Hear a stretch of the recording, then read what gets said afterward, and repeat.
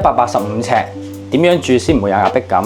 答案係將呢個空間立體化。大家好，我係 Workgary Design 設計師 Alan。今日大家嚟睇一個曉柏風嘅單位。整體嘅設計將空間進行巧妙分區，保持開放感，同時每個區都有清晰嘅功能。閣樓成為私密嘅休息區，客廳則保留返日常活動嘅空間感，兩者層次分明而又無縫連接。而整個單位嘅核心其實係呢一個單位閣樓嘅設計。細單位做閣樓比例好重要，如果感覺太厚重，空間就會被壓低。所以我哋刻意將轉角做成圓弧，直角係基本，圓弧先係藝術。線條柔化之後，閣樓自然就會變得輕盈。閣樓唔只係休息區，我哋將書台融入床尾比例之中，令功能成為空間嘅一部分，唔突出但自然存在。旁邊係條子嘅屏風，用嚟分隔空間。樓梯下方全部都係儲物嘅空間，我哋希望每一寸都有安排。上層主要就係呢個休息區，下層就係客廳同日常活動嘅空間。咁樣嘅分開之後，生活就會舒服好多。如果你都相信空間可以改變生活，歡迎你嚟同我傾下你理想嘅家。我哋下一集再見啦，